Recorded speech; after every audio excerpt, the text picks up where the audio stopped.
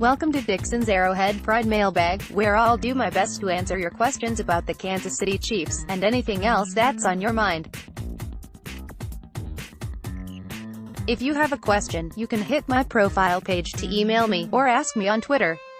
While you're at it, please follow me on Twitter, too. Wide receiver and tight end are top-heavy position groups with no injury insurance. Do you see Kansas City solidifying TE2 and WR3 before draft? Is D-Rob ready for expanded role? Sean with Chris Conley, Anthony Thomas and Kelvin Benjamin hitting free agency, and Demarcus Robinson after 2019, when and where? Free agency or draft? Fans are always interested in getting more pass catchers. Even when the team didn't have a competent quarterback or an adequate defense, in my experience, fans have always been looking for another go-to wideout. I don't say that to make fun of Sean, Lance or Ryan. In fact, I thank all of you for your questions. I get it, wide receivers are exciting players. We all want to have as many as we can. And this is all further complicated by the situation with Hill.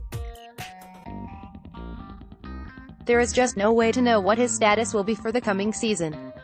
So, could Chiefs general manager Brett Veach decide to make a play for a wideout or tight end before the draft? He sure could.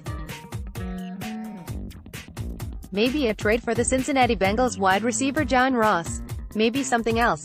Could he decide that the moves the Chiefs have made on defense in coaching hires and free agency, and the presumed improvement in the production of players like Anthony Hitchens, Breeland Speaks and Dorian O'Daniel under Steve Spagnuolo, will give him the flexibility to go for a pass catcher early in the draft?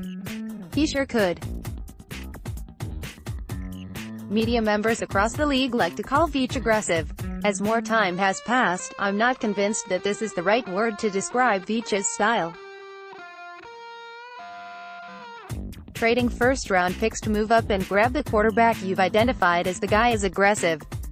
But dropping the most productive players on a well-below-average defense to create cap space isn't necessarily aggressive. It strikes me as a more conservative move.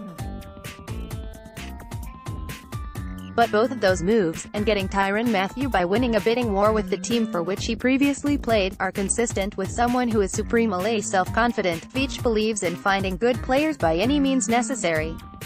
Many people think that Veach is aggressive and that's his best trait. But I think his self-confidence makes him something else, unpredictable. And in my mind, that's even better. So yes, we could see Veach make a move for an offensive playmaker before the draft, or even early in the draft.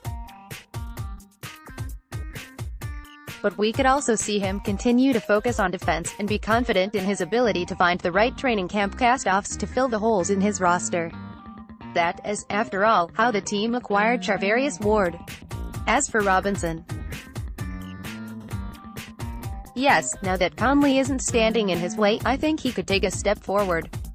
So could Gary Dieter, who has demonstrated chemistry with Patrick Mahomes in preseason games. And there's still Sammy Coates to consider in the receiver group, too. Starting the season in New England. What are your thoughts? Todd: I'm for it, Todd. I like the Chiefs' chances against the New England Patriots in the opening weekend of the season.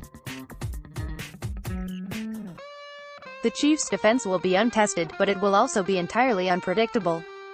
Unpredictability is just as valuable to a defense as it is to a GM, am right?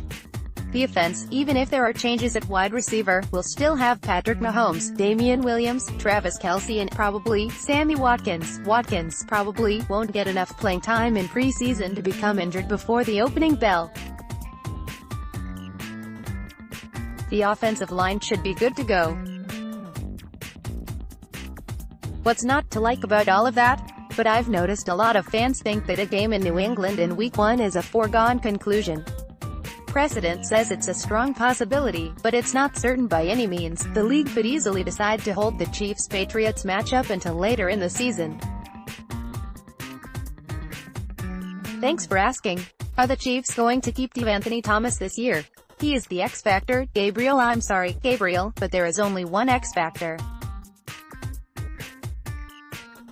His name is Dante Hall.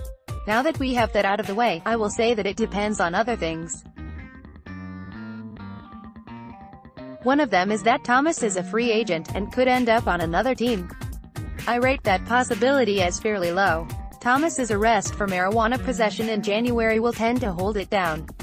Another is the availability of Tyreek Hill. As the probability of Hill being on the team falls, the probability of Thomas being resigned rises. At the moment, Hill's probability is unknown. Finally, it will depend on what Veach does about wide receiver depth. If Veach does nothing further about acquiring a wide receiver before training camp, I could see the Chiefs bringing Thomas back on with a cheap deal. But if the Chiefs do bring on another pass catcher or two before then, I suspect Thomas may be done in Kansas City. Thanks for your question, Gabriel. BR. I can only think of one. George I could, George, but lists are boring and subjective. I know, because after receiving your question, I looked through a bunch of them on the interwebs to help me remember all the great war movies I've seen. It's amazing how much variance there is in those lists. So instead, I've decided to think about some of the best ones I've seen and put them in groups. Anti-war war films: All Quiet on the Western Front, 1930, Paths of Glory, 1957, Lewis Milestone's 1930 classic is the granddaddy of all anti-war films. The production values of the era make it hard to watch, but for its time, it's an incredible movie. Stanley Kubrick's 1957 World War I story of French soldiers accused of cowardice after refusing to face certain death is still riveting today. Let's Get Out of Here. Stalag 17, 1953. The Great Escape, 1963. Both of these are set in Nazi prison camps and tell stories of prisoners working together to escape, using humor blended with taut drama to spin very entertaining tales. Let's Stay. The Bridge on the River Kwai, 1957. Hearts War, 2002. Two more prisoner of war movies that are opposite sides of the same coin. David Lean's beautifully filmed 1957 masterpiece is the story of a British officer who puts the welfare of his men first but ends up helping the Japanese war effort. Hearts War is the other way around. To fight the war from inside the prison camp, an American colonel fails to look out for his men. Hollywood All-Star Treatment: The Longest Day, 1962. Tora, 1970. The Allied invasion of France in 1944 and the Japanese attack on Pearl Harbor in 1941 are documented from both sides, and with all the Hollywood bells and whistles, big stars, big budgets and multiple directors. Great entertainment about two of World War II's most significant moments. Quiet Heroes: Sergeant York, 1941, Hacksaw Ridge, 2016. These two tell the stories of pacifists whose patriotism forces them to enter the great wars of the 20th century. One becomes the most decorated American hero of World War I, while the other maintains his principles and becomes a different kind of hero. Citizen Soldier: Saving Private Ryan, 1998. The Big Red One, 1980. Steven Spielberg's 1998 masterpiece became famous for its gripping, realistic portrayal of the D-Day landing on Omaha Beach. Samuel Fuller's 1980 film also includes Omaha Beach, but at their core, both of these films are about patriotic everyday Americans who want to do their jobs for their country and get back home. In the Air, 12 O'Clock High, 1949, Memphis Belle, 1990. Both of these tell the stories of B-17 aircrews in the bombing campaign against Nazi Germany. Gregory Peck's 1949 performance as a tough general who must shape up a downtrodden bomber group is among the best of his career, and the 1990 story of the first crew to complete their 25 missions and return home is another stirring tribute to American citizen soldiers. Underwater: Run Silent, Run Deep, 1958. The Enemy Below, 1957. You can't talk about war movies without including some submarine movies. Clark Gable and Burt Lancaster are terrific in 1957's story of an obsessed submarine captain and his executive officer, and the following year's film about a single battle between an American destroyer and a German U-boat is among the best of the subgenre. Off the Beaten Path, The Train, 1964, Eye of the Needle, 1981. I could give you a long list of less well-known war films, but I'll settle for two. The Train is a thoughtful, somewhat true story about war-weary French resistance fighters who execute a daring and brilliant plan to prevent the Nazis from taking most of France's greatest artworks to Germany before the Allies get to Paris.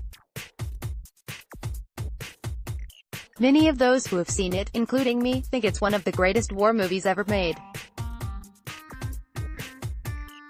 It's one of my favorite films in any genre.